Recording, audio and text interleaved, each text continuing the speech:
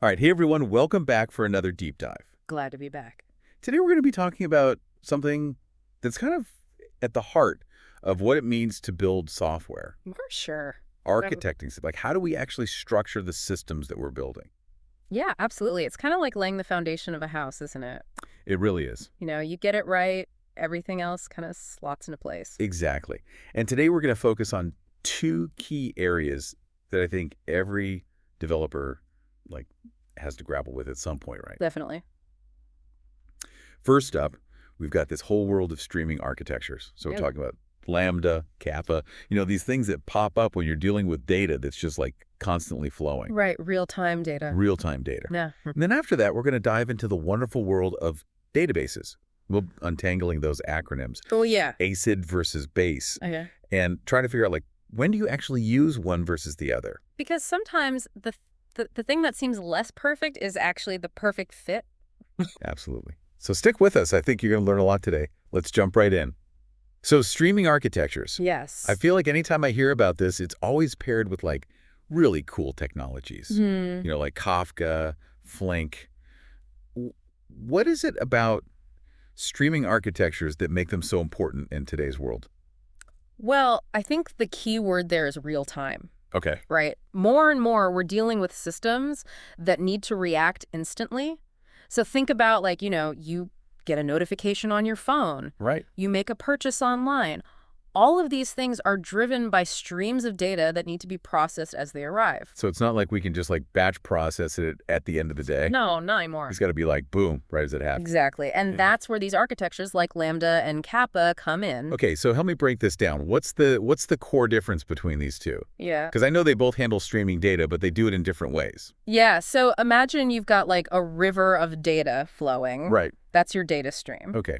I like that visual. Lambda is like building two separate dams on that river. Okay, two dams. One dam is for handling like the regular steady flow of the river. That's your batch processing.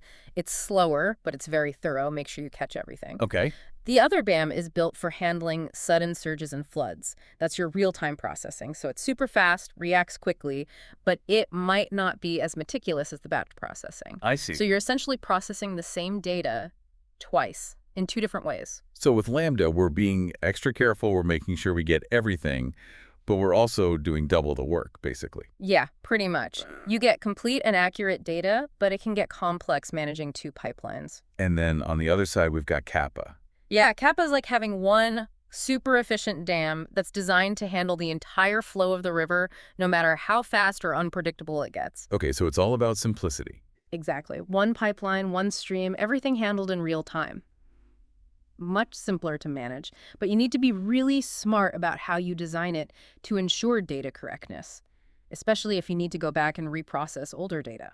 So if you need to rewind the river, so to speak. Exactly. It's not as easy to do with Kappa. So no best choice here, right? It Right. really depends on the project.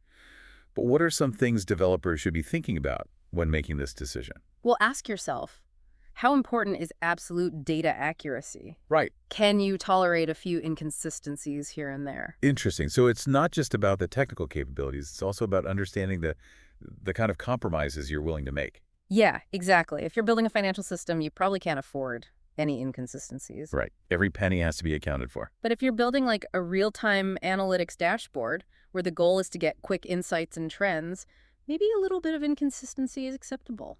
This is making a lot more sense now. I feel like knowing this up front would have saved me a lot of headaches in the past. Yeah, choosing the right architecture is crucial. Totally. And speaking of choices that can make or break your project, let's talk about databases. I feel like every developer has had that moment where they stare at the list of databases and just feel completely overwhelmed. It's like staring into the abyss. It really is. Mm-hmm. So many options, each with its own quirks and strengths. But one thing that always trips me up is those acronyms, ACID and BASE. I get that they represent different approaches to data management, but honestly, they sound like something out of a chemistry textbook. Oh, I totally get it. They can be a bit intimidating at first. So can you help us break down these concepts in a way that even someone who's never touched a database before could understand? Absolutely. Let's start with ACID, shall we? It stands for atomicity, consistency, isolation, durability. But what does it actually mean? Think of it like a perfectly choreographed dance where every step is crucial, and if one dancer messes up, the whole routine falls apart. Okay, I like that. So everything has to happen perfectly in sync. Exactly. Every transaction, every change to the data must be completed entirely or not at all. That's atomicity. Consistency means that the database always remains in a valid state following predefined rules. Isolation ensures that multiple transactions happening at the same time don't interfere with each other. And durability means that once a transaction is committed, it's permanent, even if the system crashes. So it's all about guarantees and reliability. It's the kind of database you want when you absolutely cannot afford to lose or corrupt data. Precisely. And a good example of an ACID database is Postgres. Okay, got it. So ACID is our reliable, predictable dancer. What about base? Does that mean we just throw all those guarantees out the window? Not quite. Base stands for basically available, soft state, eventually consistent. It's more like a bustling marketplace where things are a bit chaotic, but everything eventually settles into a consistent state. Imagine a busy street market, right? Lots of vendors, lots of people, lots of transactions happening simultaneously. It might feel a bit disorganized at times, but in the end, everyone gets what they need. I like that analogy, so it's a bit more relaxed. Exactly. Base databases prioritize availability and partition tolerance over strict consistency. This means they can handle massive amounts of data and failures without completely falling apart, even if it means accepting some temporary inconsistencies. Interesting. So you might have a brief moment where the data is a bit out of sync, but eventually it all catches up. Exactly. It's like those eventual consistency models we see in distributed systems. Now, I can't talk about databases without mentioning the CAP theorem. It feels like it's always lurking in the background. Can you explain how acid and base tie into this concept? Sure, the SETCAP theorem, in simple terms, states that in a distributed system, you can only guarantee 2 out of 3 things: consistency, availability, and partition tolerance. ACID databases, with their emphasis on consistency, typically sacrifice availability in the face of network partitions. So if part of the system goes down, you might lose access to some data until it comes back up. Base databases, on the other hand, prioritize availability and partition tolerance, meaning they can handle network failures without completely collapsing, even if it means sacrificing strict consistency for a while. So choosing between acid and base is almost like choosing your superpower. Do you want absolute control over data consistency or the ability to stay online no matter what? I love that analogy. It really does come down to that fundamental trade-off. And the choice depends entirely on the specific needs of your application. If you're building a banking system where every transaction needs to be perfectly accurate, then ACID is the way to go. But if you're building a social media platform that needs to handle millions of users and posts, then Base might be a better fit. This is making a lot more sense now. Yeah. So it's not about which one is better. It's about understanding the trade-offs and choosing the best tool for the job. Exactly.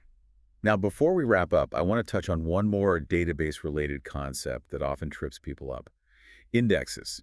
We all know they make queries faster, but I feel like there's a bit more to it than that. Oh, absolutely. There's always a trade-off, and indexes are a perfect example of that. Okay, so let's break it down. When we talk about indexes, we're basically talking about creating a separate structure that helps us quickly locate specific data within a database, right? Exactly. It's like the index at the back of a book.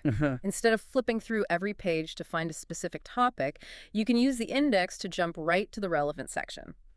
Indexes in databases work similarly. They allow you to quickly find specific rows based on certain columns, which speeds up read operations significantly. That makes sense. But I know there's a catch. What's the downside of using indexes? Well, the catch is that while indexes make reads faster, they can actually slow down writes, meaning any operation that modifies data in the database. Okay, why is that? Think about it this way. Every time you add, delete, or update a row in a table that has an index, the database also needs to update the index to reflect those changes. It's like having to manually update multiple index cards every time you change something in your book. That extra work can add up, especially if you have a lot of write operations happening frequently. So there's a cost to maintaining all those indexes. Precisely. So when deciding whether to use an index, you need to carefully consider the trade-off between faster reads and potentially slower writes.